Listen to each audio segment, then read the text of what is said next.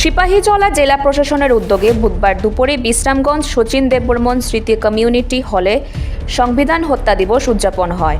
এই দিনে অনুষ্ঠানে উপস্থিত ছিলেন সিপাহীজলা জেলা পরিষদের সভাধিপতি সুপ্রিয় দাস দত্ত, প্রদেশ বিজেপি মুখপাত্র সুব্রত চক্রবর্তী, জেলা উত্তরাংশে বিজেপি সভাধিপতি বিপ্লব চক্রবর্তী সহ অন্যান্যরা। কংগ্রেস দ্বারা চাপিয়ে দেওয়া জরুরি অবস্থার অন্ধকার অধ্যায়ের 50তম বছর নিয়ে এদিনে সিপাহীজলা জেলা প্রশাসনের উদ্যোগে আয়োজিত সংবিধান হত্যা দিবসে আলোচনা করেন প্রদেশ বিজেপি মুখপাত্র। এদিনের অনুষ্ঠানে জেলার বিভিন্ন স্কুলের ছাত্রছাত্রী সহ যুবশক্তির উপস্থিতি ছিল লক্ষণীয়। Bureau report, the social Bangla. যারা গণতন্ত্রের চতুর্থ স্তম্ভ, আমাদের সাংবাদিক জগৎ, মিডিয়া বন্ধুদের গলা টিপা হয়েছিল, এটা আমরা শুনেছি।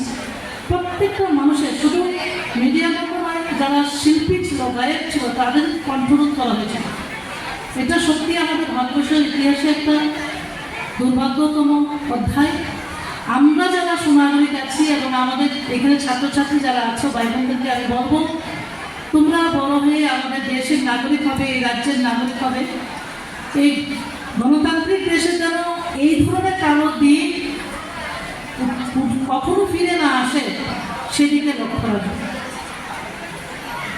এবং ওই কিভাবে সংবিধানকে হত্যা করা হয়েছিল সেটা নিয়ে আমার দাদা বিস্তারিত আলোচনা করবে, তোমরা শুনবে।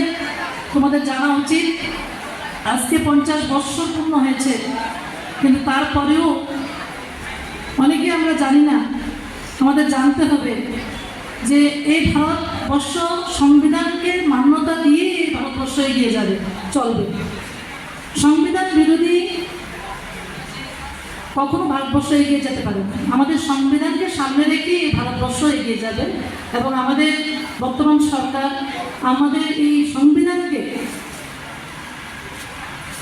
সম্মান জানিয়ে সমস্ত ভারতবাসী, সমস্ত মানুষের যে মৌলিক অধিকার, সেটাকে অক্ষুণ্ণ রেখে আমরা কিন্তু কাজ করছি। আমাদের দেশের যশস্বী প্রধানমন্ত্রী নরেন্দ্র মোদীজি কাজ করছেন, আমাদের রাজ্যের মাননীয় মুখ্যমন্ত্রী মহোদয়। আমরা এই রাজ্যের সমস্ত মানুষের অধিকারকে সুনিশ্চিত করার লক্ষ্যে কিন্তু আমরা কাজ করছি। মশলা হাতে নয়, চামচে তুলুন। লংতরাই গুঁড়ো মশলার প্রতিটি 250 গ্রাম প্যাকেটের সাথে 1টি চামচ ফ্রি।